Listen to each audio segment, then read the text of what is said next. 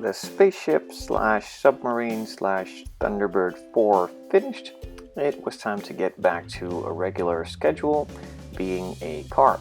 So this one is going to be an American car. It's not really a muscle car, although it has a Hemi, but it's a bit too new and it's a station wagon, and I think it's pretty badass, so that'll have to do. Just a small unboxing, seeing what this kit has to bring, and then moving on to the first modifications and some of the adjustments.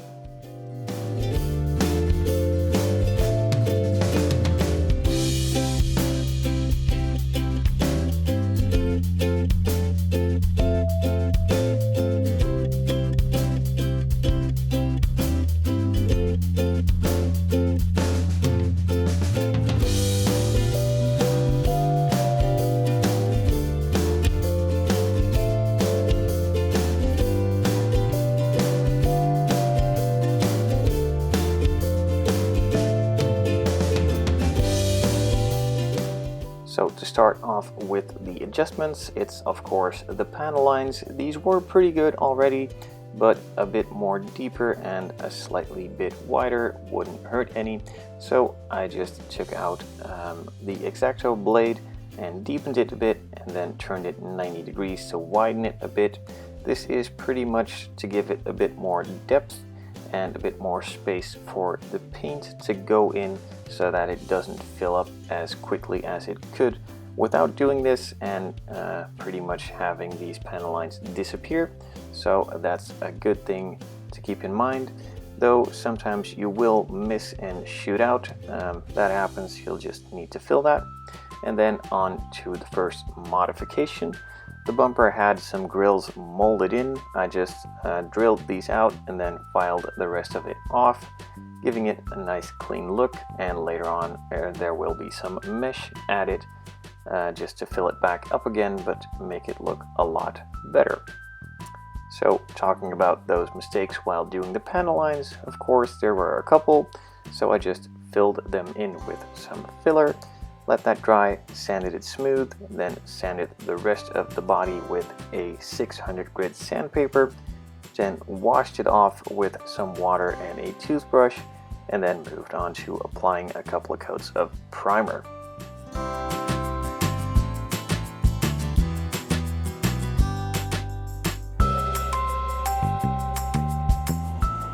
Since I filled up some of my mistakes and a couple of low spots in the body, I applied a small amount of primer to those spots first before moving on to doing those easy to forget, hard to reach spots, and then going over the entire body. This is just to level it out a bit and make it smooth out with the rest of the body a bit better, because if you just coat it in once with the rest of the body, it has a tendency to shrink a bit and leave a sort of mark or ghost line where the filler is. So just a small pass before you move on to the rest of the body works to fill that up a lot. If it doesn't help enough, just sand it smooth again after you've primed it with about 1000, maybe 1500 grit sandpaper, and just add another coat of primer if you've gone through it, and otherwise just move on to applying the body color.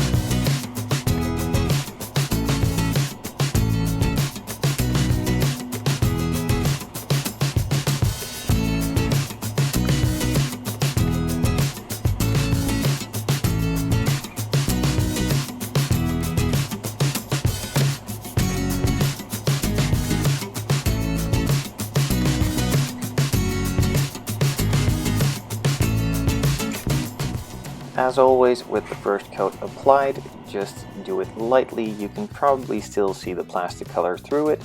Let it dry for about 5 minutes and then do the same thing all over again. In this case, with the filler added, I went over those spots again just to level it out a bit more, and then just moved on to the rest of the body, adding the second light coat. And that's pretty much all there is to it for this one. If you do feel like the primer is a bit rough, just sand it with some 1200, maybe 1500 grit sandpaper. Clean it off. If you went through it, just prime it again. And otherwise, if it's good enough still covered and you're happy with the finish, move on to the color coat, and be sure that it's properly dry before doing that, of course.